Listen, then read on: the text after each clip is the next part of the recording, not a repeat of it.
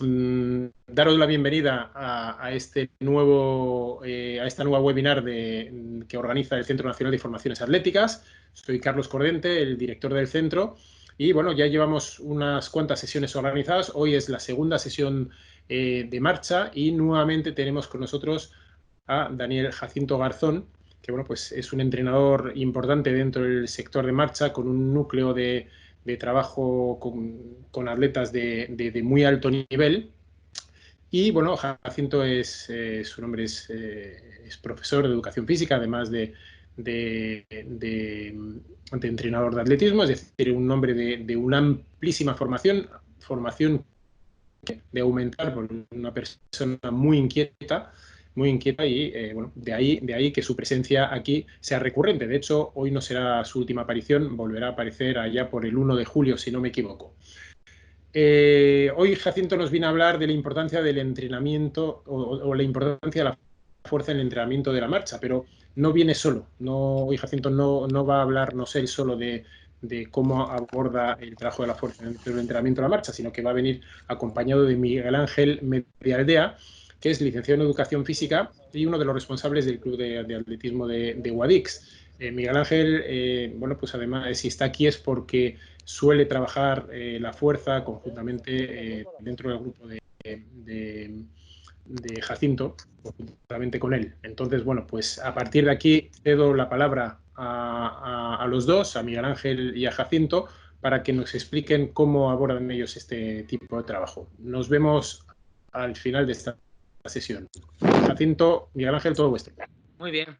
Bueno, pues buenas tardes. Muchas gracias. Como siempre, pues intentando aportar todo aquello que podamos a todos aquellos que, bueno, que os gusta el atletismo, y en este caso, pues más en concreto, vamos a hablar lo referente a la marcha atlética. Como decía Cordente, a pesar de que tenemos poco tiempo, vamos a intentar ser breves, pero si puede ser claro, y llegar a aquello que queremos llegar. Para mí era importante que estuviese Miguel Ángel conmigo, porque al final el entrenador pues no crece solo, y el trabajo en equipo para mí siempre ha sido determinante para poder no solo trabajar a gusto, sino para poder seguir creciendo como entrenador. En este caso, Miguel Ángel es mi compañero en el club de atletismo donde estamos. Yo ahora por el volumen del grupo de marcha que tengo y porque tienen un alto nivel y requieren mucho tiempo de atención, estoy específicamente dedicado a ellos, y Miguel Ángel, que se dedica a los sectores de saltos, de velocidad. Pues como decíamos en la anterior ocasión, diapositivas que hoy no voy a volver a comentar, la marcha tiene mucho de los velocistas. Decíamos que al final neurofisiológicamente es una prueba de alta frecuencia, y que los tiempos de contacto son tiempos de apoyo muy rápidos, y al margen de esto, en el trabajo de la fuerza también hemos aprendido mucho conjuntamente, en este caso yo, en mi evolución en la integración del trabajo de la fuerza, gracias a él. Y de hecho nos va a comentar hoy una parte en la que seguimos creciendo ahora mismo, seguimos aprendiendo, pero que creo que puede ser muy interesante, y me gusta pues que al mismo tiempo que yo la voy recibiendo, pues vosotros podáis tenerla fresca. Voy a comenzar yo un poco introduciéndome, y estos son los puntos que habíamos determinado, y nos vamos a centrar en aquellos que están en negrita, que es un poco la evolución del trabajo de fuerza en la escuela española, la importancia del trabajo de la fuerza en la marcha a nivel general, y algunos estudios de marcha como con grandes investigadores como son Josu Gómez, al cual siempre le reitero las gracias por estar siempre tan volcado con nosotros y asesorándonos, y Brian Hadley, inglés, que es uno de los editores y de los investigadores más prolíficos en la marcha. Y luego nos vamos a centrar en aspectos a tener en cuenta en el trabajo de la fuerza. Y Miguel Ángel va a concretar más la parte que yo creo que puede ser más interesante, que es la periodización de la fuerza en un marchador, y luego va a hablarnos de stiffness y marcha. Y en una charla posterior podríamos ya entrar de lleno en esos medios para la consecución de esos ciclos de fuerza, que son en los que nos vamos a centrar en el día de hoy. Y muy brevemente, siempre hago la evolución de la marcha, de justificación de la presencia de la marcha en nuestro atletismo. Esa ya la tenemos en la anterior presentación, y me voy a la evolución del trabajo de fuerza de la escuela española. Y fijaos una cosa muy importante que me gustaría remarcar, y es que hemos tenido grandísimos éxitos en la marcha española, no por casualidad, sino porque había cosas que, aunque sea de forma empírica, cuando no había tantos datos científicos, tantos estudios avalando nuestro trabajo, hubo entrenadores en este caso, que marcaron las diferencias y que pensaron que algo que podría ser positivo sin tener como os digo, la evidencia científica era bueno para el marchador. En este caso, si tiro para atrás, nosotros veníamos muy influenciados por la escuela italiana, de Da Milano, de Hugo Frigerio. Todos hemos bebido mucho de esa escuela, incluso de la escuela rusa, donde su marchar reflejaba esa importancia que le cedían y que le daban al trabajo de la fuerza. Pero yo diría que en España se hizo muy bien desde los comienzos, ya que tenemos marchadores que a nivel técnico se asemejaban bastante, con unos perfiles técnicos muy definidos, y además con un braceo muy poderoso, con un rango de oscilación del centro de gravedad mínimo, porque eran capaces de estabilizarse mucho, de estabilizar todas las fuerzas compensatorias que se producen a la hora de marchar gracias a ese braceo tan poderoso. Y como os digo, esto no viene por casualidad, porque yo, desde mis conocimientos, desde aquellos que conozco en primera mano, ya Manuel Alcalde, ¿vale? Ya Manuel Alcalde, como entrenador, conocía cómo bebe de la marcha a través de Llopart, en este caso del padre de Jordi, cuando lo entrenaba, y cómo se inicia en el mundo de la halterofilia, de la cargada, de arrancada, de los movimientos olímpicos primero, y luego se hace un marchador, y finalmente además se define como un marchador con mucha clase técnica. Es decir, que la fuerza, ya estamos un poco entrando, nos van a ayudar a definir una técnica muy depurada, y en este caso que nos va a ayudar a cumplir con la norma de que no haya tiempo de vuelo a simple vista, o una fase aérea a simple vista, y que la pierna adelantada, cuando tome el contacto con el suelo, entre totalmente extendida. En este caso, como os digo, en la marcha hemos sido pioneros, y no solo por eso que fueron nuestros precursores de la marcha, sino que hoy en día siguen siendo una referencia. Por ejemplo, yo hablo mucho de mi compañero José Antonio Carrillo, de la Escuela de Cieza, que desde que lo conocí y le ayudaba en el sector de menores, le daba una importancia altísima al trabajo de la fuerza desde las categorías menores, adecuándose al grado madurativo y a ese tipo de fuerza que era más recomendable para esas edades. Que recordamos que es muy importante ajustarnos a esas etapas sensibles, a esos picos de crecimiento que también Belén ha sabido desarrollarnos, y además, como os digo, adecuándolo a una fuerza muy específica, muy adaptada a nuestro gesto técnico, que, como decimos, al final dice Brian Hartley que la marcha es una actividad elástica que requiere mucha velocidad para ser efectiva, para ser eficiente, y buscamos al final una economía de marcha que pasa sin duda por mejorar el aspecto de nuestra fuerza. Aquí mencionaba Llopart, menciono a aquellos que han sido profesores míos en este camino hasta llegar aquí, como es Fali, como es Marín, que ya ahora vamos a ver cómo reflejaba un modelo de periodización, en este caso Robert Korczynowski, al cual tuve gusto también de conocer y daba una importancia muy buena. Y fijaos que yo marco mucho, me gusta mucho remarcar que cuando otras escuelas de fuera no le daban importancia al trabajo de fuerza y se fundamentaban tan solo en capacidades condicionales como el trabajo de resistencia específica, y en algunos momentos podían tocar la fuerza como una pincelada esporádica, ya Marín, en el libro, en el cuaderno del atletismo, hablaba y nos daba una periodización de la marcha, como vemos aquí. Es decir, hablaba de 3 ciclos de entrenamiento, de periodización de la fuerza general, un trabajo de fuerza general, un trabajo de fuerza dirigida y un trabajo de fuerza específica. A esto yo ahora, hoy con mi compañero Miguel Ángel, sí que le quiero añadir que quizás no solo son ciclos de entrenamiento, sino que son metodologías de entrenamiento que podemos utilizar y van de lo más general a lo más específico. Pero hoy en día tenemos datos y tenemos información que nos pueden ayudar a complementar este gran trabajo que hicieron nuestros entrenadores nacionales, y podríamos decir que, bueno, en ese primer ciclo o periodo general, Marín y mis compañeros, pues hablábamos de fuerza-resistencia, que cuando se trabajaba con ese trabajo de fuerza dirigida, si el uso de las cargas era una carga mayor y a través, pues bueno, puede ser con cargas guiadas, con poleas, con pesas,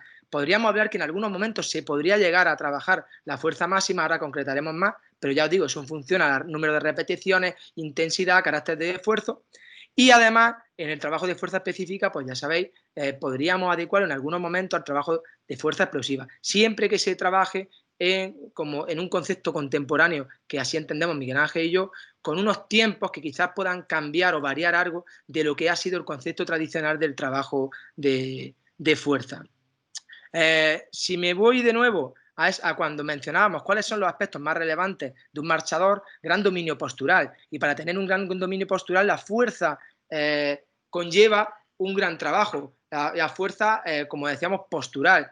En este caso, para tener un buen sentido de ritmo, para mantener esa alta cadencia que tiene un marchador en torno a 200 pasos por minuto y que no decaiga en un tiempo aproximado de 90 minutos de competición, para ese buen sentido de ritmo y para esa alta cadencia necesitamos también un componente generar, un componente de fuerza a una intensidad media durante mucho tiempo y a una velocidad de reclutamiento de fibra, incluso la fibra rápida, la intermedia, óptimo.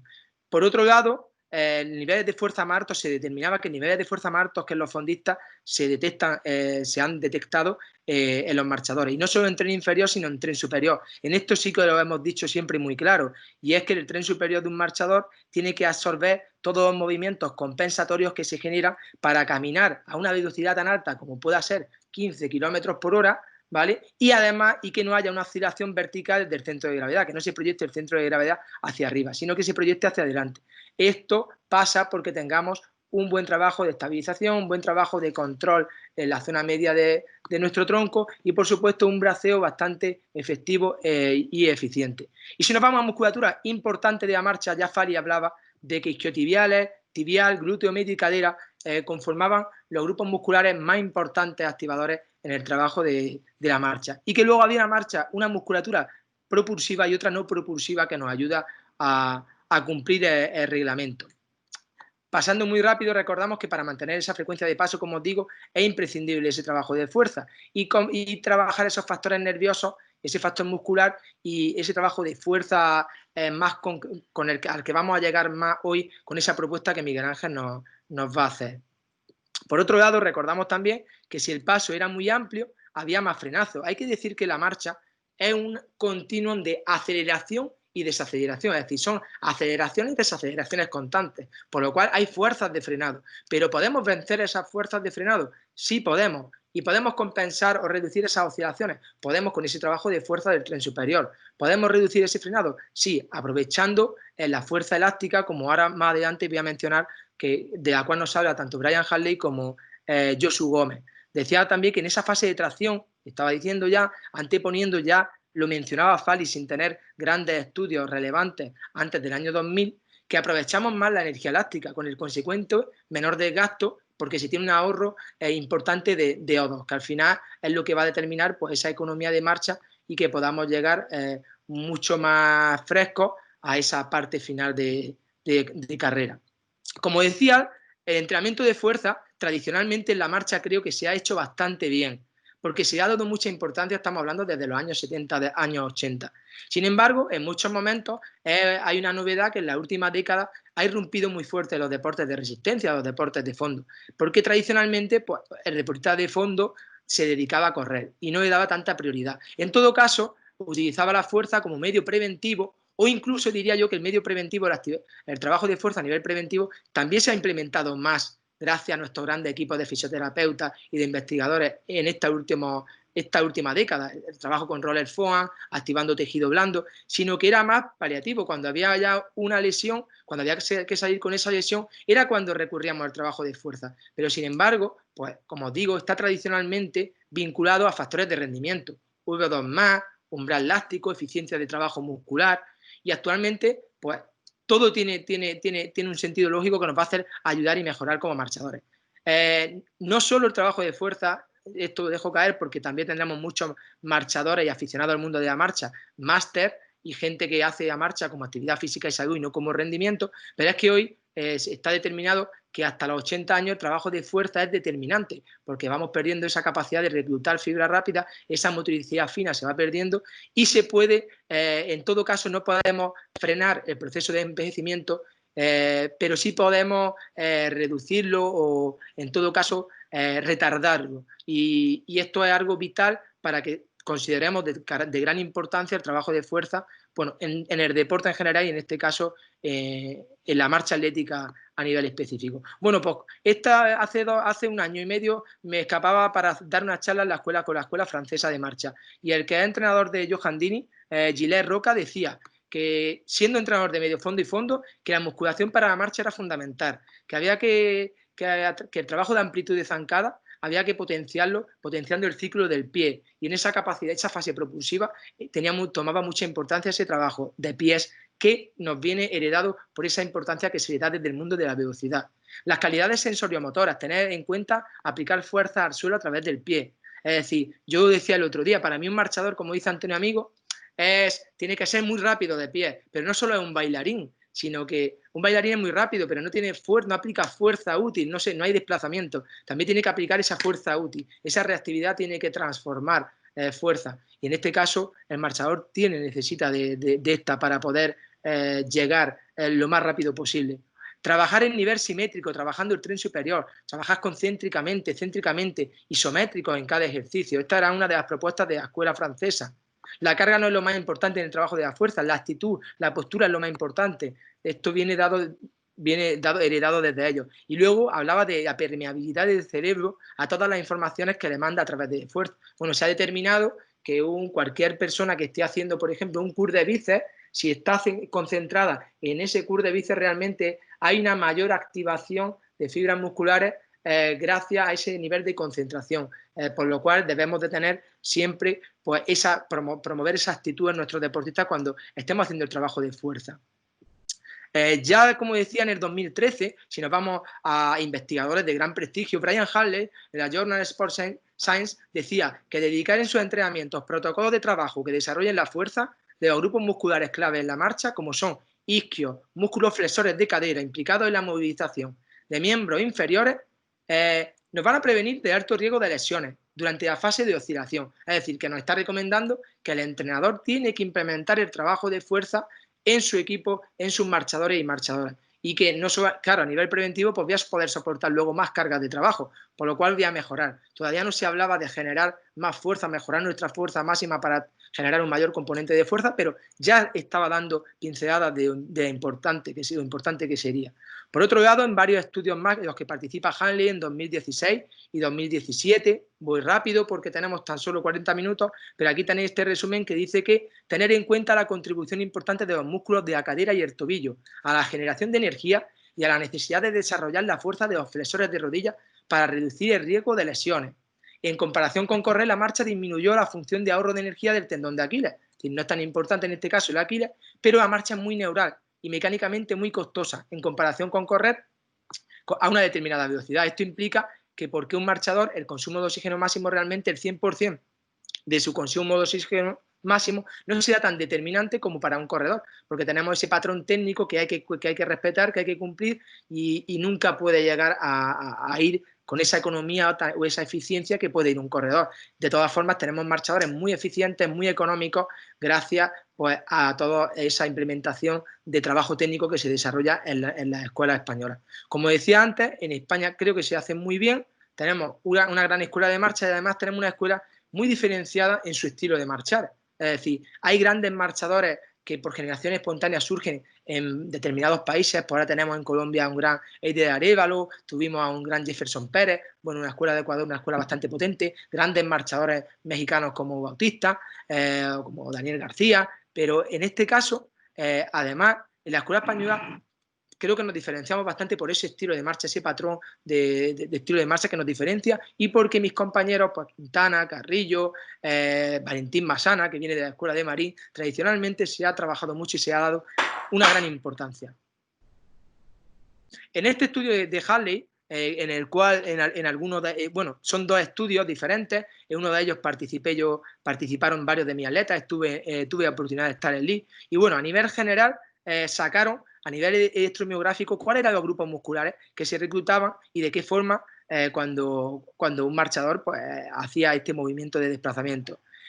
Por otro lado, a modo de conclusión, sacaba que un atleta con gran activación muscular y otro con poca activación absorbían mucha menos fuerza. Y en este caso hablaba de que atletas con una gran masa muscular podían tener una desventaja con respecto a aquellos que tenían menos masa muscular y una mayor tasa de producción de fuerza, o una mayor economía en este caso.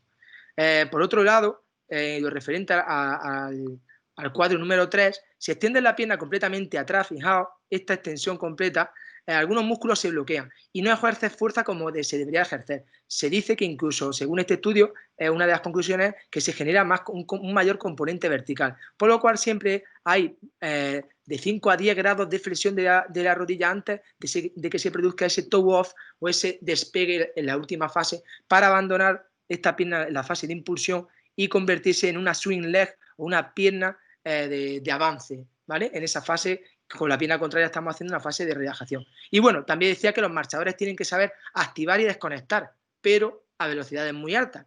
Y nos propone, muy brevemente lo cuento, no solo ejercicio analítico. Y aquí, en estas conclusiones finales, también se analizó cuál era el reclutamiento de fibra o cuál era la participación de los grupos musculares del tren superior, que hoy en día se sigue investigando mucho. Y decía que no era tan determinante como los miembros del tren inferior, pero sí, bueno, que había una gran activación de trabajo, sobre todo pectoral y dorsal. Y en este caso decía que hay que tener cuidado con trabajar a un ritmo, a una intensidad muy lenta, los ejercicios de técnica con marchadores. En todo caso, para categorías inferiores, para cuando son niños más jóvenes, sí podemos hacerlo hasta que se produzca el correcto aprendizaje de ese gesto técnico. Pero tenemos que tener cuidado porque al final hay que poner énfasis en movimientos que se puedan replicar a la velocidad real de competición. Y eso muchas veces los decimos. Podemos hacer un gesto técnico muy bonito, pero al final tenemos que hacerlo bien, pero tenemos que hacerlo rápido. Esto forma parte de la marcha y esto tenemos que integrarlo dentro de entrenamiento. Y como veis, me he ido saltando aquella diapositiva que he ido encadenando, que he considerado que, bueno, que podían dar una pincelada, una buena introducción a lo que mi compañero Miguel Ángel nos tiene que decir. Y después, si tengo que retomar algo, porque también vamos a tener un turno de preguntas, pues retomaré. A modo de anecdótico, bueno, anecdótico, a modo también, porque como entrenador de marcha, yo esto lo consulto muchas veces con mi compañero Miguel Ángel, y son dudas que uno tiene y que las plantea y las resuelve gracias al trabajo en equipo. Pues fijaos, por ejemplo, esta diapositiva. He hablado, bueno, esta es la reflexión del estudio de Josu Gómez, en la que hallaba también que marchadores más económicos tienen un sistema neuromuscular más refinado, que reduce la demanda metabólica durante la marcha. Además, Josu nos dice en su estudio, en su gran estudio que hizo con marchadores de élite mundial y las diferentes escuelas, que se produce una modulación de la actividad muscular para lograr biomecánica articular eficiente, que en la fase final de oscilación, transferencia de energía y hay una facilitación de la fuerza de reacción en el suelo, una extensión y una estabilización de la cadera. Y por último, se descubrió que el papel de los flexores de cadera durante esta fase de propulsión y la fase de oscilación temprana está asociada con el costo de oxígeno de la marcha, que se sugiere para ayudar a coordinar la aceleración de la extremidad inferior. Es decir, da mucha importancia a esa pierna en la última fase de impulsión, ese abandono del dedo gordo del pie, de ese toe off. Es muy importante el recobro de esa pierna, que esa pierna recobre muy rápido y avance hacia adelante y busque una búsqueda activa del suelo. Eso es una característica muy especial de los marchadores más económicos y de mayor nivel mundial. Pero a lo que me quería ir era al tema de algunos tópicos que tenemos en la marcha. Trabajo de fuerza, ¿cuándo introducirlo? Antes, después, de forma concurrente con el trabajo de resistencia. Bueno, pues a modo muy rápido, cuando un sujeto, ojo, porque muchos estudios están hechos con sujetos no entrenados, por lo cual puede diferir en algo. Pero en todo caso, un sujeto comienza a entrenar de forma concurrente, la respuesta a ambos tipos de ejercicios es sumativa y se promueve un estímulo. Pero cuando un sujeto ya ha entrenado, se debería, en todo caso, si es posible, separar en mayor medida las sesiones de entrenamiento de fuerza y de resistencia, cuando se quiere dar un carácter especial a ese trabajo de resistencia o a ese trabajo de fuerza. Y en todo caso, unir el trabajo de fuerza con el trabajo de velocidad. Y cuando yo entiendo por velocidad, en mi caso, no entendería unir un trabajo, por ejemplo, de 400, como en algunos momentos hice en otros momentos, cuando entendía la fuerza de otra manera, sino quizás transferir esa fuerza con aceleraciones de 30, 40, 50 metros y con una recuperación mayor. Ahora Miguel Ángel nos justificará el porqué de esto. Y aunque no me quede con tiempo, aunque no me quede mucho tiempo, decir que estaba analizando el entrenamiento cuando Josu nos dio una magistral clase a la Escuela Andaluza de Fondo y Marcha, en ese modelo piramidal de entrenamiento de la Escuela Noruega de los hermanos Ingebrigtsen y australianos, y en esa distribución piramidal, cuando veíamos los entrenadores que tras hacer 8 por 1000 al ritmo de umbral hacían el trabajo de pesas, bueno, pues en algunos momentos, y sobre todo años atrás, nos podíamos echar la mano a la cabeza, cuando normalmente, ¿por qué? Es decir, no había una coherencia en lo que entendíamos por la fuerza anteriormente. Pero siempre que haya un porqué, se puede justificar. Y en este caso, ellos justificaban en que si quieren trabajar un trabajo de fuerza máxima, por ejemplo, para trabajar al 80 o al 85% de la carga de trabajo de RM, necesitarían cargar unos kilos que realmente le pueden producir algún tipo de molestia. Son kilos a los que no está acostumbrado un atleta de resistencia de fondo. Sin embargo, si previamente lo he fatigado, he llegado con una fatiga previa a través de este trabajo de umbral, el umbral de trabajo sí puede ser el 80 o el 80%, pero realmente yo no estoy trabajando con kilos para soportar ese 80%, por lo cual pues voy a trabajar ese trabajo de fuerza máxima y al mismo tiempo voy a preservar incurrir en algún tipo de lesión. No es tan así, pero bueno, era esa explicación que daba. Y por otro lado, en el modelo piramidal también de los australianos, pues el tema de las cuestas.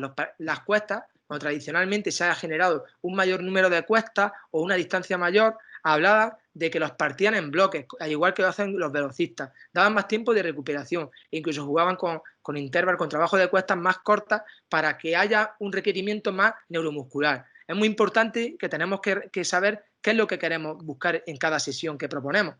Si queremos que sea trabajar más el factor metabólico o más un trabajo que sea más neuromuscular. Si queremos que sea más neuromuscular, hay que darle más prioridad a la intensidad de la carga, a los tiempos de recuperación mayores y si puede ser que no interfiera, que no haya un trabajo de interferencia con otro tipo de orientaciones de partes de la sesión de trabajo. Sin embargo, si queremos que sea más metabólico, pues quizá un circuit training con 20 repeticiones y con poca recuperación, si queremos que sea más metabólico, se puede hacer un circuit training, podría sustituir a lo que es un HIIT, o podemos hacer directamente un HIIT metabólico y estamos trabajando posiblemente el mismo tipo de adaptaciones. Y bueno, he intentado ser breve, como siempre digo, hay más diapositivas porque cuando hacemos este tipo de revisión, pues vamos conformando, van saliendo muchas dudas y vamos intentando resolverlas de esta forma, pero me voy a ir directamente a mi compañero Miguel Ángel, que creo que tiene hoy que aportarnos una parte bastante positiva. Buenas tardes a todos, espero que me escuchéis bien. Vale, os voy a comentar, antes de comenzar propiamente el entrenamiento en sí, tendríamos que hablar de cuál es el objetivo que nos marcamos con el entrenamiento de fuerza. Y al final el objetivo que tenemos con el entrenamiento de fuerza no es otro que desplazar siempre la misma carga a la velocidad media que podamos. ¿Por qué esto? Porque al final en una carrera de marcha o en una carrera de fondo no gana el más resistente, siempre gana el más rápido. Es decir, gana aquel deportista o atleta que consigue darle a su cuerpo la mayor velocidad media posible. Por esto, ¿hace falta que el atleta tenga que producir mucha fuerza? Pues no es solo esto, no es solo que el atleta tenga que producir mucha fuerza y ser eficaz, sino que tenemos que refinar ese concepto y hacer que nuestro atleta sea eficiente, sea capaz de realizar esa fuerza, pero en el menor tiempo posible. Bien, como bien nos indica González Vadillo,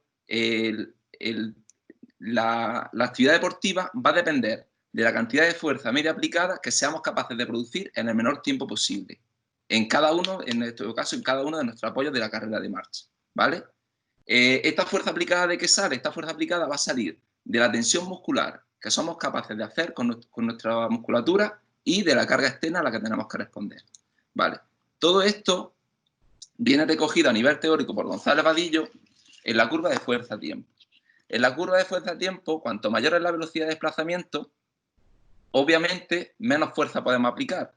¿Qué significa esto? Que cuanto más dura el apoyo, ¿de acuerdo?, menos tiempo tenemos para producir la fuerza y estaríamos al principio de la curva. Cuanto más dura el esfuerzo, cuanto más dura el apoyo, mayor valores de fuerza podemos conseguir. Pero visto esto, ¿quién es el que llega antes a la meta? El que ha estado menos tiempo aplicando la fuerza, es decir, el que ha tenido menos tiempo el pie en el suelo. Si un sujeto mejora su marca, es porque puede marchar la misma distancia teniendo menos tiempo el pie en el suelo. Ha necesitado menos tiempo para impulsarse, consiguiendo un valor de fuerza mayor.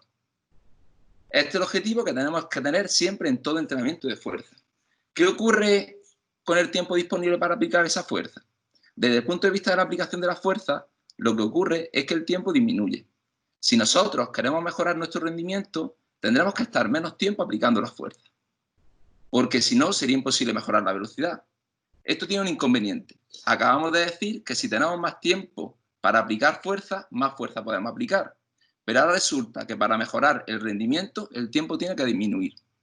La cuestión está en aplicar más fuerza en menos tiempo, o aplicar más fuerza a mayor velocidad, lo cual es un problema difícil de resolver. pero que al mismo tiempo es el objetivo de todo entrenamiento.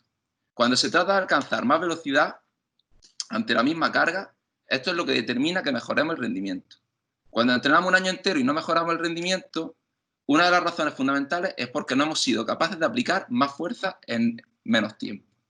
Toda esta explicación que os he dicho la recoge González Vadillo siempre hablando del Rate of Force of Development, el RFD, ¿vale? Bien, el RFD es la capacidad de aumentar la velocidad a través de la fuerza, del incremento de fuerza, por el incremento de tiempo y reducido por la carga que tenemos, que sería nuestra masa. ¿Qué pasa? Para aumentar esta velocidad tenemos dos opciones. La primera sería reducir nuestra carga, el peso corporal que lleva el atleta. Pero, como todos sabéis, llega un momento en el que reducir el peso corporal del atleta conlleva una pérdida de masa muscular. Esa pérdida de masa muscular nos va a hacer al final menos eficiente, con lo cual el reducir la carga tiene un límite. Seguidamente podemos incrementar la fuerza producida en el tiempo, pero aquí vuelve otra vez el tema anterior, es que si aumentamos el tiempo vamos a ser más lentos, con lo cual lo único que podemos hacer para mejorar nuestro valor en la curva fuerza-tiempo sería mejorar nuestro valor de fuerza. Centrándonos en nuestra especialidad de marcha, sabemos que los marchadores, esto está referido a valores de marchadores absolutos, están siempre en los tiempos de contacto en el suelo entre 220 y 280 milisegundos. 220 serían ritmos de competición y 280 milisegundos serían tiempos de unos trabajos de intensidad mucho más baja. Estos valores, pues la verdad es que cada uno tendría que adaptarlo a su atleta y medirlo y tomarlo en cuenta para poder realizar el trabajo que vamos a proponer. Bien, pasamos a los tipos de fuerza que vamos a trabajar. Ya sabemos a dónde queremos llegar. Queremos llegar a ese tipo de fuerza, a la mayor fuerza posible en el menor tiempo posible. En esa franja de los 220 o 180 milisegundos, tenemos que conseguir que nuestro deportista consiga realizar la mayor fuerza posible. Bien, ya sabemos lo que tenemos, ¿vale? Ahora empezamos por la fuerza-resistencia. Nuestra preparación la comenzaremos siempre basándonos en este tipo de trabajo, con la intención de que mejore la capacidad metabólica del individuo, así como otras mejoras que va a producir este tipo de trabajo. Pero especialmente vamos a sentar las bases en las que nos vamos a fundamentar para posterior trabajo. Posteriormente nos interesa tratar la curva fuerza-tiempo, pero esta vez no nos vamos a centrar en la parte que hemos estado hablando, sino que vamos a desarrollar el pico máximo de fuerza. ¿Cómo vamos a desarrollar ese pico máximo de fuerza? Lo vamos a realizar y lo vamos a conseguir a través de un trabajo de fuerza máxima. Este trabajo de fuerza máxima nos va a ayudar a mejorar ese pico de fuerza y de manera global vamos a tener una leve mejora en la curva de fuerza-velocidad, en los valores que queremos hacer. Pero sí es verdad que ese incremento de la fuerza máxima nos va a llegar a poder permitirnos hacer un buen trabajo de fuerza explosiva y fuerza específica. Dentro de esta fuerza explosiva vamos a trabajar el RFD, buscando la mejora del reclutamiento de fibra y la coordinación neuromuscular. Llegado a este punto, siempre nos gusta a nosotros diferenciar el concepto de fuerza específica y fuerza explosiva. El concepto de fuerza explosiva y fuerza específica son muy similares en el estímulo. ¿Qué es lo que nos diferencia? Nos diferencia el volumen que le vamos a meter, que en la fuerza específica va a ser mucho menor, porque le vamos a ir dando ya más importancia al trabajo de pista, al trabajo ya precompetitivo, y también que en la fuerza explosiva vamos a usar fundamentalmente ejercicios analíticos y en la fuerza específica vamos a utilizar ejercicios que tengan correlación y una transferencia positiva con el gesto técnico. A continuación, os presento una propuesta de temporalización que hemos realizado durante este año, en la cual pues, veis los 4 tipos de fuerzas divididos a lo largo desde el principio de octubre de la temporada hasta marzo. Como veis, en el primer mesociclo tenemos un trabajo de fuerza-resistencia, como hemos dicho, para sentar las bases de nuestro entrenamiento, mejorar el tejido blando, una mejora metabólica y poder prevenir las lesiones. Esto se continúa en el segundo ciclo, donde sigue teniendo la importancia esa fuerza-resistencia, pero vamos a incluir ya un poquito de trabajo de fuerza máxima, que buscando ir poco a poco incrementando el pico de fuerza máxima. En el tercer ciclo continuamos con el trabajo de fuerza-resistencia, pero ya el trabajo de fuerza-resistencia en este ciclo ya lo realizamos únicamente a nivel preventivo. ¿de acuerdo? Para evitar las posibles lesiones que puedan salir. Y ya le damos prioridad total al trabajo de fuerza máxima para aumentar ese pico de fuerza del que estamos hablando. Y ya ir empezando a mejorar las conexiones neuromusculares, ¿de acuerdo? Para favorecer el trabajo. Continuamos y ya cuando llegamos a la última parte del periodo fundamental o el periodo acumulativo, se sigue teniendo todavía especial importancia el trabajo de fuerza máxima, pero ya incluimos una parte de fuerza explosiva. ¿Por qué incluimos la fuerza explosiva en esta planificación? Como podéis ver más arriba en el calendario, aparece que aquí tenemos una prueba deportiva. A nivel psicológico también no hace falta que el deportista, después de ir metiendo esa fuerza máxima, que no nos hace ser más rápidos, sino solo más fuertes, necesitamos que tenga todavía y encuentre un poquito de chispa y un poquito de ritmo para esa primera prueba, porque si no, no va a haber recogido los resultados de los meses anteriores que ha estado trabajando.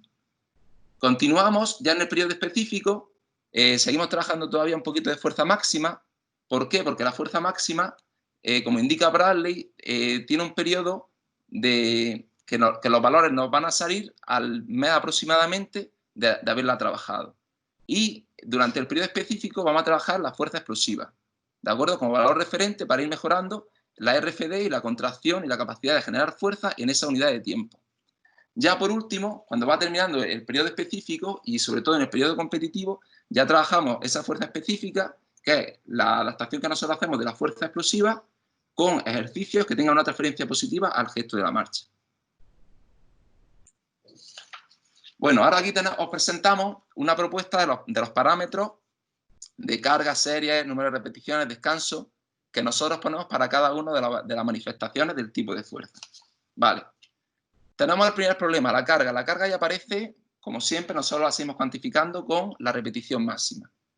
Pero vamos a hablar un poquito de cómo podemos calcular la carga que debemos usar, ¿de acuerdo? Esto yo creo que es uno de los mayores problemas que solemos tener los entrenadores, ¿no? Cómo cuantificamos la carga y cómo vamos a variarla y cómo realmente estudiamos y vemos que nuestro atleta está progresando y que no nos lo vamos a cargar y que llegamos a conseguir un estímulo necesario para que entrene. Bien, tradicionalmente todo el mundo ha realizado el test de RM, ¿vale? Conocido yo creo por todo el mundo, pero este test ha presentado siempre, ha presentado la parte positiva de que es muy fácilmente adaptable a muchos sujetos porque calculamos y se sale una fórmula y de esa fórmula sacamos todos los valores, pero presenta una serie de inconvenientes muy grandes. La serie de inconvenientes más grandes que presenta este test, el primero, cuando nos presentamos con sujetos que tienen poca experiencia en el trabajo de fuerza, en el control del movimiento, pues los resultados no son nada de fiables. Este test nos lleva a un posible riesgo de lesión. ¿Por qué? Porque es pedirle a un atleta que está iniciando a lo mejor la temporada, hacer un test de RM es pedir un esfuerzo máximo a la musculatura, que a lo mejor en musculatura y el tejido blando todavía no está lo suficientemente preparado. Además, este test no permite adaptarnos a la variabilidad de cada día. Yo hago el test el lunes y puede ser que el jueves no me encuentre en ese mismo estado de forma o puede ser que me encuentre superior, con lo cual sería bueno intentar adaptarnos a ese tipo de carga. Por todo esto, nosotros desechamos el test de RM y nos vamos a la propuesta que realiza Vadillo. ¿Qué propuesta es la que realiza Vadillo? Pues muy sencillo. Vadillo establece que para cada una de las cargas de RM hay una velocidad media propulsiva. Esta velocidad media propulsiva se mide entre el espacio que recorre y el tiempo que tarda en recorrerlo, ¿vale? Entonces, nosotros sabiendo la velocidad media propulsiva que ha llevado el sujeto en una repetición, podemos calcular el valor de su RM y así sacar el resto de los valores. Esto teóricamente sé que es un poquito complicado de entender, así que vamos a poner una propuesta más práctica, ¿no? Imaginaros que yo planteo el siguiente. Bueno, esto sería cómo se mide ese valor, ¿no? Con un encoder, aunque luego realmente la práctica nos dice que también se pueden utilizar otras medidas mucho más sencillas, como luego vamos a ver en un vídeo posteriormente. Planteamos una propuesta práctica. Un sujeto realiza un test de sentadilla con 40 kilos y la velocidad de ejecución es 0,72, lo cual se aproxima a un 65% de la carga de RM. Con lo cual, nosotros sabemos que el 100% de la carga de RM, el máximo que puede cargar, el 1RM de ese atleta, va a ser 61 kilogramos. Entonces, ya sencillo, con ese valor podemos calcular el porcentaje de RM cuando queramos. ¿Qué es lo bueno que tiene esto? Esto al final habéis visto que la propuesta es realizar una serie de 6 repeticiones que se realiza al principio del entrenamiento en el calentamiento con una carga que sabemos que va a ser seguramente menor que la intensidad, pero nos permite calcular el RM. Este tipo de propuesta nos permite, por primero, adaptarnos a las circunstancias de nuestro atleta ese día. Es decir, teniéndolo todo bien medido, somos capaces de calcular, decirle, el entrenamiento, el peso óptimo para que trabaje este atleta en este ejercicio es, pues en este caso, pues 61 kilos, tendríamos que aplicar el porcentaje de fórmula. ¿De acuerdo? Y así adaptarnos a las circunstancias de cada uno de los días. Y por otro lado, ir valorando entrenamiento a entrenamiento la mejora que va teniendo en la carga y ver si todos los estímulos que le hemos estado dando benefician a este deportista. Bien, hemos hablado de la carga. Ahora viene las repeticiones. ¿Cómo definimos las repeticiones? ¿No? Aquí hay una propuesta, ¿no? Una propuesta, bueno, el número de series, esto es teórico, ¿no? Se suele adaptar, tiene un amplio abanico que está preparado para adaptarlo en función del momento de la temporada que nos encontremos y la carga que consideramos que debe tener nuestro atleta, pero lo más indicado de hablar es del número de repeticiones. En el número de repeticiones vamos también a hablar del trabajo de Badillo con el tiempo, que nos permite establecer que un sujeto, cuando tiene valores del 15-20% del tiempo de ejecución, hace que esa repetición no sea el trabajo que nosotros estamos realizando, ¿vale? Para explicarlo prácticamente y no tener que explicar la teoría, os pongo un ejemplo, ¿no? Aquí tenemos un atleta que tiene que hacer una serie de 8 repeticiones con una carga del 80%, ¿vale? Y el tiempo que tenemos estimado para ese 80% que va a tardar en hacer la repetición es de 1 segundo. Empieza a hacer las repeticiones y cuando llega a la 7ª y 8ª repetición, vemos que tiene tiempo aproximado de 1,5 segundos superiores. Con lo cual sabemos que esas 2 repeticiones no nos han servido para el trabajo que queríamos. Eso nos tiene que ayudar durante ese mismo entrenamiento como entrenadores a tomar decisiones de o reducir el número de repeticiones ajustando a lo que realmente queremos trabajar o reducir la carga para que ese atleta pueda cumplir ese tipo de trabajo, ¿de acuerdo? Así de este modo podemos comprobar y ajustar la carga y el volumen durante el entrenamiento para ajustarlo de una manera muy sencilla. Aquí tenéis una tabla que relaciona el porcentaje del peso del RM con el número de repeticiones que podemos hacer, ¿de acuerdo? Para este tipo de trabajo. A continuación os pongo un vídeo, ¿vale? De cómo podríamos establecer... Aquí vamos a ver el vídeo, por ejemplo, una sentadilla, como Javier Argüelles, que es un biomecánico del CAR de Sierra Nevada que colabora con nosotros, nos dice, porque al final el problema que tenemos nosotros es cómo llevarlo a la práctica sin tener un encoder.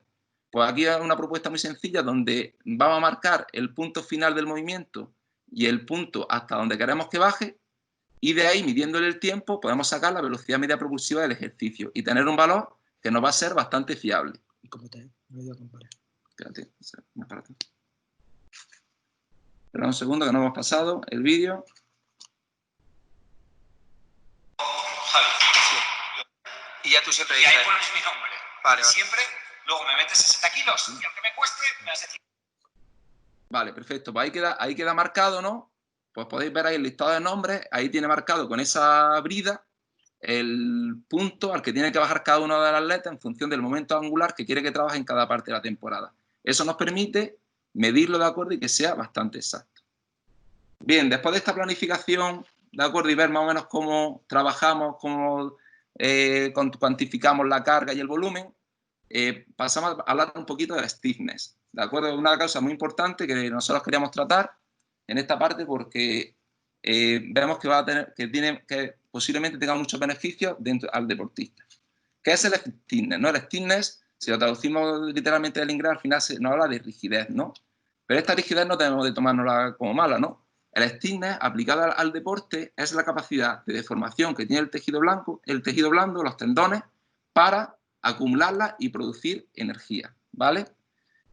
¿Cómo nos puede ayudar? Si nosotros somos capaces de deformar ese tejido blando y ese tejido blando nos puede ayudar a mover, vamos a tener un ahorro energético, ¿de acuerdo? Cuanta más rigidez, cuanta más stiffness, ¿de acuerdo? Mayor va a ser la capacidad de producir energía que va a tener ese cuerpo. Sacando un símil rápido a la práctica para que lo entendamos.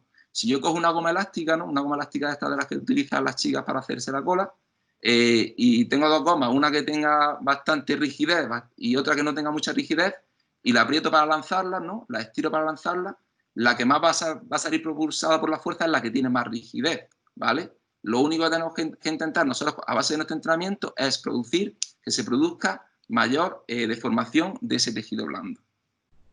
¿Cuáles son las funciones principales del stiffness? Pues tenemos conservación de energía metabólica, ampliación de la potencia muscular, atenuación de la potencia muscular y el feedback mecánico básico de estabilidad. ¿Vale? La ampliación de la potencia muscular y la atenuación de la potencia muscular pues le viene muy bien para ballistas, para saltadores, para antagonistas, pero lo que a nosotros realmente nos interesa es la conservación de energía metabólica, que sigue el siguiente principio. El principio del mecanismo elástico. Aquí tenemos una explicación, un diagrama bastante sencillo, en el que se ve cómo el cuerpo, cuando va a apoyar al suelo, apoya el tendón, en este caso el tendón de Aquiles, realizaría, o el de la rodilla en nuestro caso de marcha, realizaría una función de muelle en el cual acumula energía y esa energía es propulsa de nuevo el cuerpo hacia adelante, ¿de acuerdo? Sería una cadena de energía entre el cuerpo, el tendón y el cuerpo. ¿Qué función tiene principalmente este mecanismo elástico? Pues economía de carrera. Nos va a hacer mejorar nuestro gasto energético. Cuanto mayor energía seamos capaces de producir a través... Cuanto mayor energía seamos capaces de producir a través de este stiffness, de esta deformación, mayor va a ser la fuerza que nos ahorramos, ¿de acuerdo?, de nuestro gasto energético. Como veis, este mecanismo elástico sirve muy bien tanto para marchadores como para corredores. Tener un buen nivel de stiffness, ¿qué nos va a provocar? Pues si nos va a mejorar el ciclo de estiramiento-acortamiento, ¿de acuerdo? Nos va a mejorar la RCD, esto que hemos estado hablando al principio de la curva de fuerza-tiempo, de mejorar la fuerza que realizamos en un tiempo, nos la va a mejorar. Y también nos va a llevar a lo que estábamos hablando antes del gasto energético, de ahorrar energía, y ese ahorro de energía nos va a llevar a retrasar la aparición de la fatiga. Si tenemos ese buen nivel de stiffness y potenciamos estas tres cosas a través de eso, vamos a llevar a una mejora del rendimiento, ¿vale? Todo esto está muy bien, pero no tiene sentido... aquí tenemos un estudio que se realizó entre un grupo, todavía la verdad es que no hay estudios sobre marchadores. Yo creo que sería bastante importante pues, que se estudiara el stiffness en nuestra disciplina para poder, la verdad, tomar conclusiones. Tenemos un estudio comparativo en el que se valora el tamaño del tendón de Aquiles y su repercusión en el rendimiento. Entonces, en la gráfica de la izquierda podéis ver cómo el tamaño del tendón de Aquiles del grupo de los corredores, que es el gris, claro, es mucho mayor que en el grupo de control, en el grupo negro, y veis cómo el valor producido, ¿de acuerdo?, de fuerza es mucho mayor. Ese valor de fuerza que estamos produciendo, que estamos hablando aquí en Newton, ¿de acuerdo?, pues es energía, es fuerza que no tenemos que producir nosotros con nuestra tensión muscular, que ya nos la va a dar el tendón, y es fuerza que nos vamos a tener que ahorrar de ese gasto energético, mejorando así lo que es la economía de carrera. Por último, para mejorar este stiffness, os proponemos una propuesta de trabajo sacada del estudio de Bracer de 2014, en la cual yo creo que hay muchas actividades que se llevan haciendo durante muchísimos años, pero que realmente no sabíamos que mejoraba esto, ni sabíamos aplicarlo dentro de nuestra planificación, con lo cual es muy importante ver el tipo de ejercicios que realizamos y el objetivo, ¿vale? Por ejemplo, los draw jumps con saltos de mayores de 20 centímetros, sabemos que va a mejorar el stiffness de la rodilla. Y el stiffness de la rodilla, el stiffness de la rodilla y el stiffness del tendón de Aquiles son de los dos prioritarios en el marchador, ¿de acuerdo? Ahí tenéis una propuesta de diferentes tipos de ejercicios y vemos cómo trabajándolo vamos a llevar a la mejora de estabilidad. Bueno, le doy paso a Jacinto para que cierre.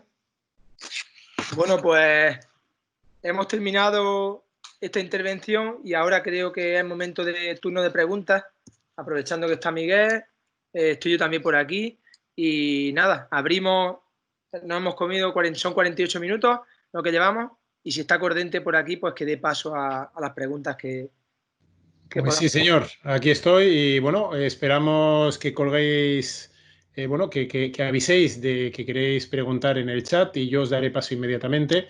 Cuando yo os dé paso, lo único que tenéis que hacer es activar el micrófono y hacer la pregunta que consideréis. ¿De acuerdo? Yo, si no os importa, voy a empezar yo por hacer la primera pregunta.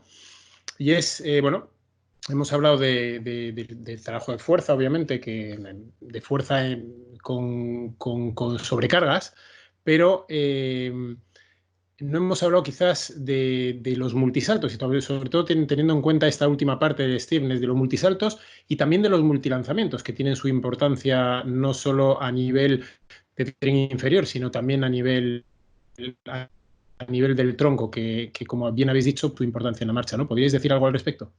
Sí, de Miguel Ángel, porque sí lo hemos integrado en los protocolos de trabajo durante toda la temporada. El tema del protocolo de trabajo, al final hemos hablado de cómo lo hemos planificado en nuestra propuesta, pero no hemos hablado de los medios que utilizamos, ¿no? De los medios y los métodos que utilizamos. Los medios y los métodos que utilizamos, los saltos a la verdad y los multilanzamientos, suele ser un trabajo básico que realizamos sobre todo en el trabajo de fuerza-resistencia, porque nos permite realizar gran número de repeticiones, ¿no? Es un trabajo bastante ameno, con una carga normalmente baja, ¿vale? Aparte de trabajar sobre todo el tema de los multisaltos, como he dicho, para el trabajo de Stirner lo llevamos durante toda la temporada para mejorar también el trabajo de la fuerza explosiva en el momento de aplicación. ¿Vale? Sí. Sí, yo estoy de acuerdo. Esa es la línea que tenemos. Y de hecho, normalmente se asociaba siempre, como dice Miguel, en un primer momento se asocia este trabajo a ese ciclo de trabajo de fuerza general o de inicio de la temporada para los marchadores o para atletas de fondo. En este caso yo me centro en marchadores. Sin embargo, hemos visto, como bien estaba diciendo Miguel ahora mismo, que en ese trabajo de fuerza especial, específica, en esa parte, en ese mesociclo competitivo o precompetitivo, es importante meterlo, porque nos va a seguir dando unas mejoras en los patrones de fuerza. Y no solo en eso, sino que lo metemos dentro del trabajo de fuerza específica porque estábamos hablando de la importancia de esa fase, de ese armado del pie, de esa fase propulsiva dentro de la marcha, por lo cual pueda luego la capacidad de inventar o de generar ejercicios que se asemejen lo más rápido posible, que podamos trabajar ese multisalto o ese, bueno, en este caso hablábamos también de multilanzamientos, que a pesar de que los estudios, como decíamos, no avalen a 100% que haya que tener el mismo componente de fuerza que en miembros del tren inferior, consideramos de vital importancia, puesto que al final esa cadencia que teníamos que marcar, que hablábamos de 200, a veces de 207, 208 pasos por minuto de un marchador, hay que marcarlo sincrónicamente también con el trabajo de brazos, por lo cual también los brazos se tienen que mover a una alta cadencia y la implicación que hay a nivel neurofisiológico, a nivel neural, para mover los 4 segmentos corporales que tenemos, pues es vital. Y yo ya te digo, yo implemento, por ejemplo, no sé si tengo por aquí algún protocolo nuevo en ciclo competitivo, pero sí metemos multisaltos, pues desde, ya te digo, desde unos saltitos a la comba hasta esto se podría considerar incluso como un multisalto, pero metido o integrado con un trabajo de twister, de rotación horizontal de cadera y con un braceo de marcha. Al final trabajamos, eso sí, en lo que estamos generando diferente a lo que hacíamos anteriormente o en épocas anteriores, es que trabajamos con mayores intensidades y tiempos más cortos de trabajo y tiempos más grandes de recuperación, para promover esa intensidad que requerimos para realmente estar en ese perfil de fuerza, sí, velocidad. Sí, sí, y no hacéis ningún tipo de trabajo que implique un apoyo rodado específico de la marcha. Quiero decir, por ejemplo, los multisaltos horizontales sí que se podrían realizar con este patrón de movimiento, es decir, entrando con talón, con apoyo rodado al fin y al cabo, ¿no? Y una traslación horizontal importante de la cadera. El problema que tiene es que al trabajar ese multisalto así, también acostumbramos al atleta a transformar la fuerza que genera en transformarla en fuerza vertical, cuando el marchador tenemos que evitarlo por completo. Entonces muchas veces estuvimos probando durante un tiempo y al final ese tipo de ejercicios lo evitamos por ese tema, ¿no? Por intentar evitar que el marchador no confunda el momento de terminar el multisalto con el despegue, ¿de acuerdo? Con aumentar la fase de vuelo que evidentemente no podemos hacer por cuestiones técnicas. Perfecto. Bueno, lo decía fundamentalmente porque quizás, yo encuentro dentro del entrenamiento de velocistas, saltadores, etcétera, etcétera, se utiliza mucho la marcha como un ejercicio más de, digamos, de la técnica de carrera, en la que, bueno, pues se hace una marcha prácticamente saltada, ¿no? Una marcha un poco exagerada, que quizás pudiera ser un buen trabajo, un trabajo más específico de la fuerza para un marchador, evidentemente siempre teniendo a posteriori el cuidado de que eso no esté promoviendo fases de vuelo en el marchador, ¿no? Claro, fíjate, tenía por aquí preparada una diapositiva, no tiene que ver, pero sí tiene que ver, de un ciclograma, además, que me gustó mucho, que hizo Antonio Amigo, y en este ciclograma, cuando normalmente en un corredor el tiempo de vuelo al final es parte de esa amplitud útil de ese corredor, en un marchador el tiempo de vuelo no es una amplitud útil, es decir, que un mismo marchador con la misma amplitud puede tener amplitud útil a base de más tiempo de contacto y puede tener amplitud a base de mucho tiempo de vuelo. Entonces, como tenemos que jugar con el trabajo técnico y marchar dentro de la mayor corrección posible, pues a veces en este ciclograma lo que intentábamos era, con Antonio de forma muy acertada, extrapolar que al final esa traslación del centro de gravedad en horizontal y esa aplicación de fuerza en el suelo, pero generando el mayor tiempo de contacto posible y además dentro de unos factores de economía, tienen que confluir, tienen que convivir, y para eso pues tenemos que integrar pues todos los productos de entrenamiento, todas las sesiones pues tenemos que aplicar, pero bueno, puede ser bastante interesante también lo que nos dice, y no dejamos nunca de innovar, es decir, que si nos lo lanza, pues posiblemente lo sometamos a prueba también dentro de las sesiones.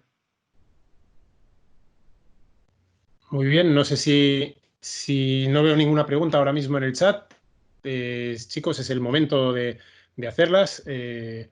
Creo, en cualquier caso, bueno, desde luego me resulta interesantísimo lo que habéis expuesto. Yo cuanto más oigo hablar de marcha, más me gusta, sinceramente. Y bueno, la cuestión es que además me gusta mucho esa visión de la marcha como algo quizás más vinculado a la velocidad que al fondo, ¿no? A pesar de que se desarrolle en 20 o en 50 kilómetros. Esa visión, bueno, que evidentemente emana de la propia naturaleza de la marcha, donde la frecuencia es tan importante, pues me gusta mucho porque bueno, la hace realmente, nos hace ver que es una disciplina infinitamente más completa de lo que a priori parecía. Pero es que fíjate que en un estudio de Brian Hartley, cuando hemos estado haciendo ahora mismo en esta semana, estoy intentando hacer una sobrerevisión ya de algunos artículos que no había leído de hacía tiempo, incluso en marchadores de 50 kilómetros, porque nosotros consideramos que hay un componente muy diferente, no solo a nivel metabólico, sino a nivel de fuerza, en cuanto al marchador de 5, 10 y 20 kilómetros y el marchador de 50, por el mero hecho del tiempo, ¿no?, que tiene que tener. Sin embargo, incluso en este estudio hablaban de cómo el marchador de 50 kilómetros en esa fase, en esa búsqueda de la mayor economía, siempre marchaba con amplitudes de zancada ligeramente más cortas que un marchador de 20 y de 50. Y que el deterioro, la pérdida de tiempo, la pérdida de ritmo, no se producía por la pérdida de frecuencia, era capaz de mantener la frecuencia, sino que se producía por la pérdida de producción de fuerza en el suelo. Es decir, que al final el trabajo de fuerza es vital, es decir, dejaba de producir fuerza, mantenía cadencia, pero no era capaz de generar una amplitud óptima y sobre todo no había desplazamiento, había una pérdida de tiempo, que es lo que suele pasar en pruebas tan largas. Bueno, fenomenal. Mira, justo antes de, simplemente un último apunte por mi parte, antes de dar paso que haya alguna pregunta que otra. Esto que acabas de comentar me recuerda mucho a la última recta del 400, ¿no?, donde el 400 estaba absolutamente fundido y ya no se le debe pedir alargar la zancada, sino aumentar la frecuencia. Es lo que queda, digamos. El aumento de amplitud de zancada es dependiente de la fuerza que se aplique en el suelo. Precisamente esa fuerza ya no queda. De esa fuerza ya no queda, y lo que sí se le puede pedir es que siga aumentando la frecuencia. Cada vez, como decía antes, cada vez encuentro más parecidos entre la velocidad y la marcha, y la verdad es que pues no sé, me gusta muchísimo. Hay por aquí una pregunta de Juanjo Querol. Por favor, Juanjo, activa el micro y formula tu pregunta. Hola, buenas tardes, Jacinto. Buenas tardes, Miguel. Interesantísima, la verdad. Yo, como padre de un hijo marchador en categoría sub-16, pues la verdad es que resulta muy edificante, y como monitor pues también me va a ayudar mucho en mis funciones la temporada que viene. Mi pregunta es la siguiente. Ayer estuve asistiendo en la Valenciana a una webinar igual, en la cual los ponentes fueron Pau Monreal y Carlos Castelló, ¿vale? Que trabajando sobre la base de los estudios de Juanjo Vadillo, hablaban de la velocidad de ejecución siempre en los trabajos de fuerza, y ellos parece ser que están dando una vuelta de tuerca a esos estudios de Juanjo Vadillo, evolucionando para tratar de trabajar siempre a máximo rendimiento, o sea, a máxima velocidad en todos los trabajos, no solo, incluso cuestionándose las diferentes facetas de la fuerza en cuanto a fuerza-resistencia, fuerza-potencia. Es decir, al final parece ser que están trabajando en esa línea. No sé qué opináis en ese aspecto. Mira, sí, en la propuesta que he hecho yo de los trabajos de fuerza, lo que pasa es que no hemos tenido tiempo para tratarlas todas. Aquí la tienes. Fíjate que la única velocidad de ejecución que no es máxima es la fuerza de resistencia. ¿De acuerdo? Ya todas las demás, nosotros estamos ya trabajando con fuerza máxima. ¿Por qué? Porque al final nosotros, como he dicho antes, tú al final lo que quieres con tu deportista es que produzca la mayor fuerza en el menor tiempo posible. Entonces, trabajar en velocidades que sean medias, que sean lentas, en nuestra disciplina deportiva, pues no nos interesa. Es decir, yo creo que la única disciplina deportiva, así que me venga a la cabeza, que pueda interesar, en la cual la velocidad de ejecución no valga y solo valga la fuerza, sería la halterofilia, que está muy separada de lo nuestro. Es decir, en este sentido, pues, nosotros estamos trabajando ya con el tema de fuerza máxima en todos los tipos de entrenamiento, quitando la fuerza de resistencia, que estamos trabajando con una velocidad de ejecución media. Sobre todo porque estamos haciendo ahí el trabajo preventivo de lesiones, como hemos dicho, a principio de temporada, para evitar esos problemas que puedan surgir en tejido blanco, en tejido blando y en muscular. Sí, además, yo lo estamos muy de acuerdo con lo que has dicho. Esa es la nueva filosofía, el nuevo paradigma de cómo afrontar la fuerza. Yo hace poco estuve con Fernando Pareja también, pues uno de los pupilos grandes de Vadillo, y nos estaba explicando. Cuando venimos del fondo y de la marcha nos cuesta, a mí por lo menos me costaba mucho, necesito siempre muchas explicaciones por parte de Miguel para poder comprender, pero de esta forma me ayuda a poder luego planificar o aportar nuevas ideas o conformar nuevas ideas para el entrenamiento. Al final, el tema de las conceptualizaciones, de llamarle fuerza resistencia, fuerza submáxima, es una forma de eso, de clasificar algo, pero como tú decías, el trabajo de a máxima velocidad, yo si sirve de algo, ¿qué he cambiado en los últimos 2 años o 3 años y que sigue cambiando? Pues, por ejemplo, he cambiado el concepto de entrenar la fuerza, pues ese concepto de fuerza de resistencia tradicional, que también en algunos momentos me interesa, pero cuando he querido realmente mejorar la fuerza, me he alejado un poco más de ese perfil de trabajo metabólico y me he ido más al trabajo neuromuscular. Aunque haya un cambio en la arquitectura muscular, un cambio, bueno,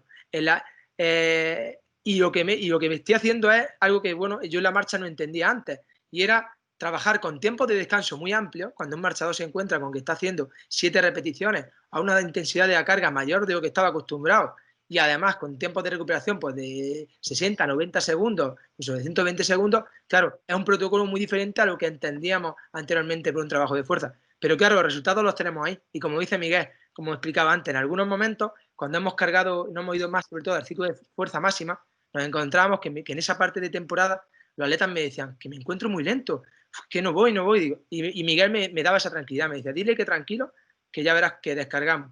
2 semanas, 3 semanas antes de un 5000, un pequeño test que hacíamos, descargábamos, volaban. Es decir, que al final luego ellos ahora ya creen, porque ya han pasado por esos ciclos que nosotros, bueno, pues los hemos clasificado de esta forma y hay resultados, claro. Vale, muchas gracias. Gracias. Sí, Juan del Campo quiere hacer una pregunta, o no sé si es una pregunta o una reflexión. Sí, hola, buenas tardes. Agradeceros la charla y mandaros un abrazo desde aquí, desde casa. Espero que estéis todos bien. Bueno, yo quería, hablando un poco hacia ese vector horizontal que también habéis tratado, pues me gustaría saber si utilizáis el arrastre como un medio y qué cargas empleáis en vuestros entrenamientos con arrastres, si es que los utilizáis. Bueno, pues gracias. Juan, muchas gracias y además dejar caer que, Juan, tú eres otro de los grandes, eres uno de los maestros en los que nosotros nos apoyamos. Gracias, menos, Jacinto, menos. Sí. Te explica Miguel y si quieres ahora, Bueno, había preparado por aquí algo también. Vale. Dile, Miguel. Bueno, Juan, mientras va preparando Jacinto, yo estoy explicando. Los arrastres es un medio de los más comunes que nosotros utilizamos.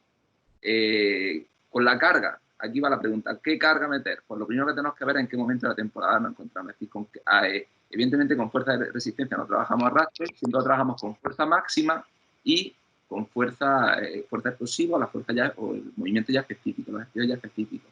¿Qué carga le metemos? Pues le metemos en función del trabajo que estamos haciendo. Si estamos metiendo un trabajo de fuerza máxima, pues evidentemente la carga siempre es mayor y adaptada para que el trabajo que haga, la producción de fuerza que haga en cada uno de los apoyos, ¿de acuerdo?, sea máxima, ¿vale? ¿De acuerdo? Aunque la velocidad sabemos, el tiempo de contacto va a ser en esos momentos más grande porque buscamos una producción de fuerza mayor y alcanzar un pico de fuerza más alto. Sin embargo, en la fuerza explosiva buscamos una carga que evidentemente es mucho más reducida que el trabajo de fuerza máxima para que el atleta encuentre ya unos tiempos de contacto bastante parecidos, ¿de acuerdo?, a los del ritmo de competición, ¿vale? No sé si con eso te vale más o menos la explicación de la carga. Sí, de acuerdo. Y muchas gracias. A ver si nos vemos pronto.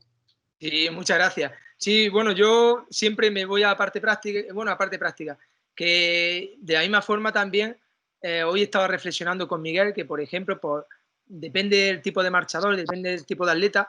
En el último año, los últimos 2 años, no he trabajado tanto, por ejemplo, el trabajo de cuesta y como decía, cuando la he trabajado, las trabajo cuesta de 6-7 segundos de recuperación y más enfocada a un trabajo más neuromuscular y hemos trabajado más con arrastres. Y con arrastres con esa carga del 10%, ¿no? Que no hemos pasado del 10%. Y la verdad que los resultados han sido muy buenos. Y sí hemos estado ajustando ahora en estos últimos meses hasta que pasó lo del COVID y nos bloqueamos un poco, pues estuvimos valorando de incluso, aunque hemos trabajado con el trineo, del modo de sujeción, de si trabajar por debajo del centro de gravedad, por arriba, ya había visto alguna información en algunas revisiones que hablaban de cómo uno podría afectar más a la frecuencia, otro más a la amplitud. Y claro, como en los marchadores me encuentro en que realmente eso a veces conforma individualmente un problema de su técnica, es decir, que individualmente hay marchadores que necesitan trabajar más en amplitud y otros más mejorar en frecuencia. Y la tobillera era aquello que no había solucionado y ahora estoy empezando a trabajar con el Power Step, lo que pasa que son cargas pues mínimas todavía. No sé si como un trabajo de fuerza especial, pero en todo caso lo tenemos muy en cuenta y el trabajo de arrastres pues está siendo también uno de los trabajos de fuerza especial que más hemos trabajado. Bien, antes de seguir con la siguiente pregunta, que es de José Antonio Fuentes, justo un poco siguiendo el hilo de la pregunta de Juan, vosotros antes comentabais que Vadillo afirma, bueno, o dice, que yo creo que muy acertadamente, que cuando la variación de velocidad baja alrededor de entre un 15 y un 20%, ya no se está trabajando aquella capacidad o aquella manifestación de la fuerza que se pretende trabajar. Particularmente entiendo que lo mismo ocurre con el tiempo de contacto cuando se trabaja con arrastres.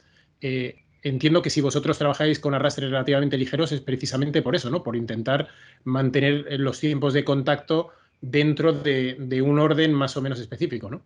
Sí, mira, a lo mejor de manera más práctica, como dice Jacinto, a lo mejor la práctica se entiende más fácil. Nosotros, por ejemplo, hacemos un arrastre de 30 o de 40 metros, ¿no? Y nosotros tenemos el tiempo que ese atleta tardaría sin arrastre hacer esos 40 metros. Pues el diferencial que nosotros le ponemos es un 10% del tiempo que tarda. Si tardara, por ejemplo, 10 segundos, pues que puede tardar 11 segundos. Si tarda más de 11 segundos, quiere decir que la carga es excesiva, ¿vale? Entonces, ese es lo que haremos. Es decir, pues, en el tema de la fuerza explosiva, ¿no? En el tema de la fuerza específica. Si tarda más, no estamos trabajando ya la fuerza específica, porque como tú dices, como bien has dicho, el tiempo de contacto aumenta demasiado y no se está trabajando la parte que queremos trabajar en ese momento. Claro, y como bien dices, Cordente, utilizamos pues, a través de la cámara de alta velocidad, pues la propia cámara del móvil y esos programas que tenemos tan fantásticos que somos capaces de descomprimir el gesto técnico frame a frame, intentamos valorar si ha habido cambio en el patrón técnico de deportista y por supuesto lo más importante es que se asemeje lo máximo posible a la velocidad propia de la marcha. Y además que eso, que no deforme los patrones técnicos, porque si no, pues ya os digo, es que para marcha es tan importante como que te marcan, te pueden determinar o no terminar una carrera. Pues os agradezco mucho la aclaración porque es tal cual, yo creo que es de sentido común por otra parte, pero hay una cierta tendencia ahora mismo a sobrevalorar el trabajo de arrastres muy pesados, ¿no? Y la verdad es que os agradezco la aclaración. Efectivamente es de sentido común, vosotros habéis dado en la que creo que son las dos claves, el tiempo de apoyo y el patrón técnico, que en ningún caso tienen que diferir mucho del específico, ¿no? Bien, hay aquí un comentario de Jesús Durán que os agradece mucho la exposición, que dice que ha sido una gran exposición, interesantísima y fundamentada. Y ahora José Antonio Fuentes es quien va a tomar la palabra para haceros su pregunta. Un abrazo muy grande para Jesús Durán, que ha sido uno de mis maestros. Además, la periodización, el modelo de periodización, no solo ha impartido clases allá en el INET de Madrid, sino que hemos tenido el privilegio de esos entrenadores que hemos podido formar parte del sistema de tecnificación, de las concentraciones de tecnificación, pues poder beber de sus conocimientos. Y para mí siempre, ya os digo, todavía sigo bebiendo de muchas cosas de las que me aportó en su momento. Jesús ha sido el gran maestro o uno de los grandes maestros de muchos entrenadores de este país. Es muy de agradecer su labor, la labor que ha hecho y la que sigue haciendo. José Manuel Fuentes, por favor. Sí, hola, buenas tardes. Soy José Antonio Fuentes. Saludar a Jacinto, a Miguel, a Carlos, por supuesto, y a todos los que estamos aquí dentro de la webinar, ¿no? Vamos a ver, creo que he escuchado, es que he entrado tarde, y creo haber escuchado que entrenáis la fuerza después de un entrenamiento. Pero, ¿os referíais a un entrenamiento normal y corriente y después le reforzáis? Porque es que yo por lo general trabajo gimnasio, que es lo que yo llamo que es fuerza, y después termino las series con algún rodaje o algunas técnicas y demás para que esa fuerza se complemente con la técnica, ¿vale? Pero nunca había entrenado en lo que es un entrenamiento, dependiendo de la categoría, la distancia o tiempo, y después terminar en el gimnasio haciendo sentadillas o haciendo alguna elevación, o incluso arrastres. ¿Eso es así? Sí, muy buena. Mira, eso ha sido una referencia que he hecho yo, no algo que hago, sino algo que me chocó, pero que me lo argumentaron con una justificación, y viene de la escuela noruega, de la escuela de los hermanos Ingebrigtsen y de la escuela australiana. En su metodología de entrenamiento nos justificaron el porqué, y es verdad que hoy en día, ya ahora estoy haciendo un máster en Murcia, y nos han llegado a exponer ya alguna evidencia científica argumentando que en algunos momentos para deportistas de fondo, para aumentar la percepción de la carga, podría ser interesante poder hacer ese trabajo de fuerza después de hacer un trabajo de resistencia. Yo en mi caso todavía no he trabajado así. De hecho, era, ya te digo, algo que he querido extrapolar de algo que he visto, que me chocó, pero que además lo tenían argumentado, tenía una evidencia. Por otro lado, yo a día de hoy, mis sesiones de fuerza, lo que sí es lo contrario. Estoy intentando darle un carácter importante, y como decía Miguel Ángel hoy, si en algo quizá me puedo caracterizar es que no me da miedo sacrificar otro tipo de sesiones, pero me gusta que haya un tiempo de recuperación de al menos 48 horas entre esa sesión de fuerza, separarla de una sesión de desarrollo, una sesión de impacto, sea de resistencia o sea con otro tipo de orientación o de fin.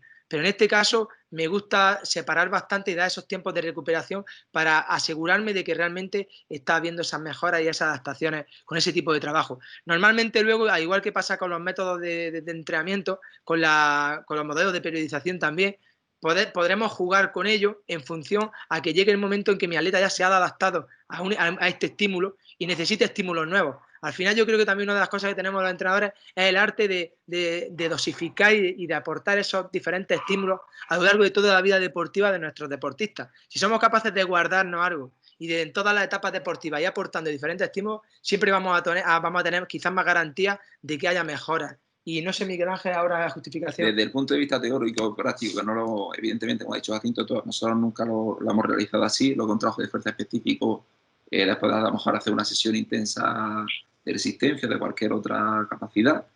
Sí es verdad que lo único, si lo quieres proponer lo que sea, que tenga en cuenta al final la carga que va a meter, porque si llegamos con una carga previa, la musculatura va a llegar cansada, y sí es verdad que si se ajusta la carga sería mucho menor que la que solemos hacer anteriormente, ¿vale? Evidentemente, si se hace con un trabajo de fuerza-resistencia, ¿vale? Podría tener, porque las mejoras que buscamos con el trabajo de fuerza-resistencia pueden ir en esa línea, ¿de acuerdo? Igual, incluso como el trabajo concurrente que hemos trabajado nosotros muchas veces, pues sí puede ir más en esa línea, mezclar el trabajo de resistencia y fuerza.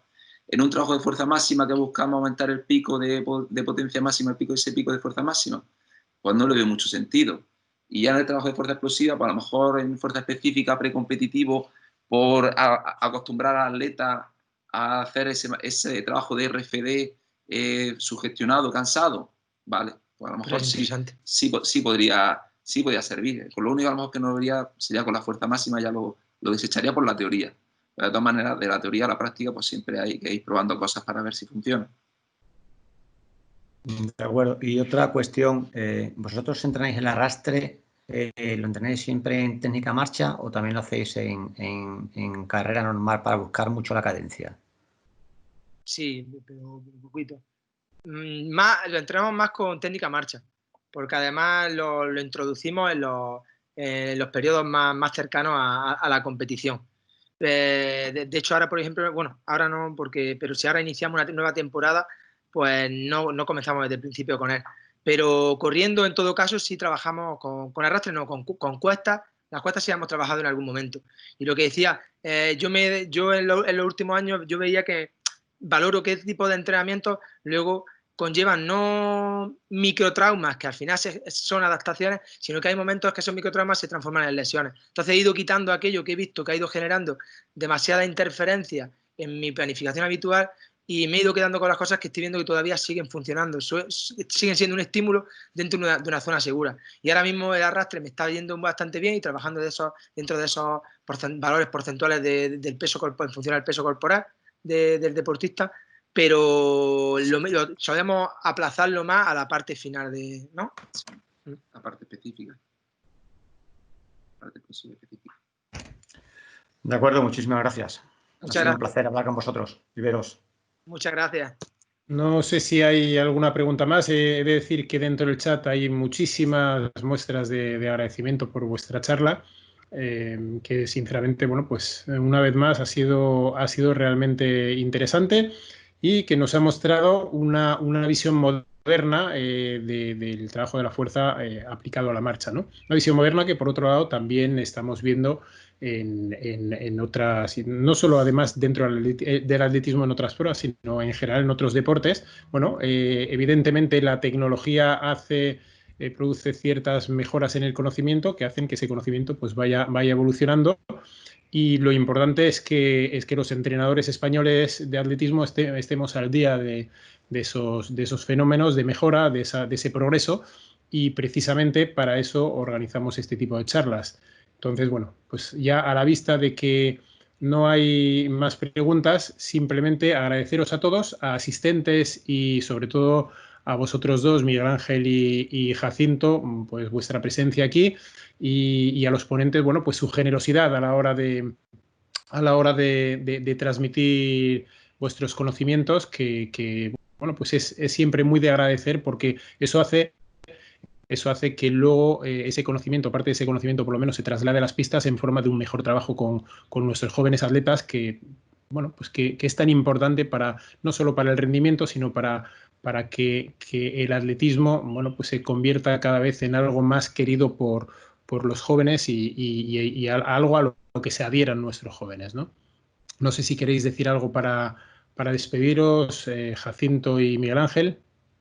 No, que muchísimas gracias por estar ahí atentos y que en todo lo que podamos ayudar, pues ya lo saben mis compañeros y compañeras que estamos en las pistas de atletismo, que cualquier duda pues estamos ahí para resolverla y al final nosotros todos aprendemos, es decir, yo aprendo de cada uno de mis compañeros cuando voy por las pistas de atletismo y establecemos una conversación interesante acerca o pues sometemos a debate algún tipo de cuestión propia de entrenamiento. Y eso, que al final esto nos enriquece a todos, incluso el prepararnos o hacer esa revisión de artículos para nosotros poder transmitirla a vosotros ya forma parte de mi formación y nos hace mejores en el día de hoy. Por lo cual, pues muchas gracias. En cualquier caso, se agradece mucho la generosidad en transmitir esos conocimientos. Yo animo a que se haga, desde luego, a que nadie se guarde nada, porque al final bueno, sabemos, no tiene ningún sentido, no porque tú te guardes tus conocimientos vas a conseguir ventajas con respecto a los demás, o no porque alguien que aplique tus conocimientos va a conseguir mejores resultados que tú. No es eso. Tú antes has hablado de una cosa muy importante, me parece a mí, que es el arte del entrenamiento, la parte artística del entrenamiento, que consiste, bueno, en la correcta dosificación del entrenamiento, en saber elegir qué metodologías, qué contenidos, etcétera, etcétera. Y eso forma parte del día a día y eso es aplicable a un individuo en concreto, un individuo que es único, que es, al final es lo que es el entrenamiento, ¿no? Un ser humano frente a otro, y eso siempre es cambiante en todos los contextos posibles, ¿no? Entonces, bueno, se agradece mucho estas ganas de compartir y también se agradecen mucho las ganas de aprender por parte de los demás. Ojalá y esto, con el tiempo, nada será de la noche a la mañana, pero estoy seguro que todas estas actividades formativas que organizamos y que vamos a seguir organizando, a medio o largo plazo sí tendrán un efecto importante en la calidad de los entrenamientos de nuestros atletas. Así que, por mi parte, nada más, agradeceros una vez más a todos vuestra presencia y nos vemos, seguimos aquí. Vamos a tener un mes de junio muy lleno de nuevas actividades a las cuales evidentemente estáis invitados. Jacinto volverá a aparecer de aquí a un mes más o menos con otro tema. Pero insisto, vamos a tener creo que son entre 15 y 20 ponencias a lo largo del mes de junio. Así que aquí nos veremos. Un fuerte abrazo a todos. Muy bien, muchas gracias. A vosotros, adiós.